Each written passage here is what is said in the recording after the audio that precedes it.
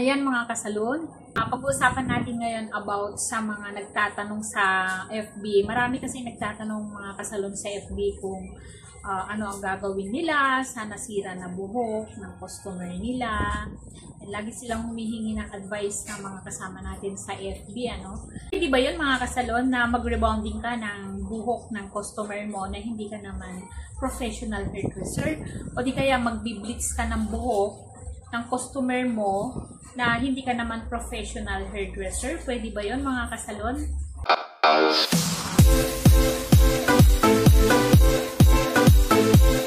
Ang sagot, hindi pwede. Hindi ka pwedeng humawak ng buhok o hindi ka pwedeng mag-rebonding kung hindi ka professional. Bakit? Kasi kapag ka magre-rebonding ka, una, pag-aaralan mo muna yung types of hair ng customer mo.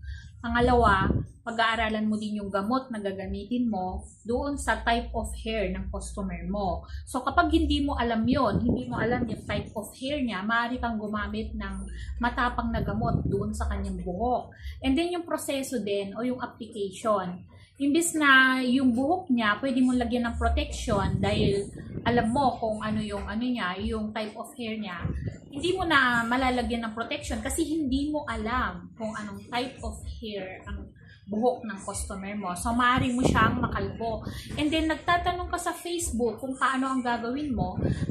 Yung mga kasama, yung mga pinagtatanungan mo, hindi naman nila alam kung anong type of hair, hindi nila nakita kung anong type of hair yung buhok ng customer mo.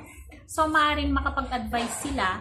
Bagaman tama yung advice nila, pero hindi naman applicable doon sa buhok ng customer mo. So, delikado yun mga kasalon.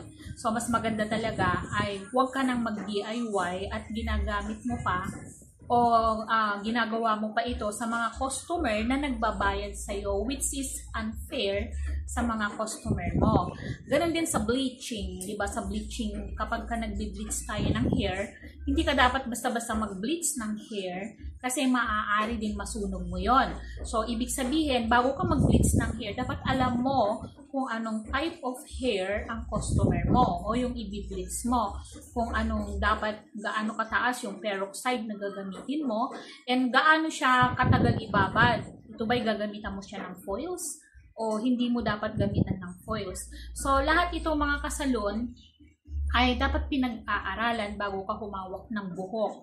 At delikado po yun, lalo na kung ang customer natin ay nagbabayad, unfair naman sa kanila kasi gusto nilang gumanda pero pumangit po yung hair nila, which is nakakaano yun sa kanila, nakaka-stress kasi nagbayad na sila and then pumangit pa yung kanilang hair. Ina-expect kasi nila na gumanda yung hair nila dahil nga i-bleach mo siya, and then gusto nila maganda ang kulay ng hair nila, or di kaya ire-reban mo sila, yan, imbis na umi-straight yung buhok niya, nagkulot-kulot pa. Kaya mga kasalon, payo ko lang sa inyo, hindi mahal ang mag-aral. Ang knowledge ay forever yan, at yan ay business mo yan, magagamit mo yan forever.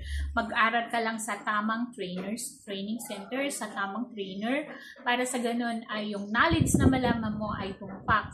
At tama yun at magagamit mo sa trabaho mo at mapapabilis mo pa ang trabaho mo at mapapadami pa ang mga customer mo. Okay mga kasalon, isang tip lang yan, huwag kayong magagalit. Ito ay tapat at totoo lang ang sinasabi ko. Salamat mga kasalon!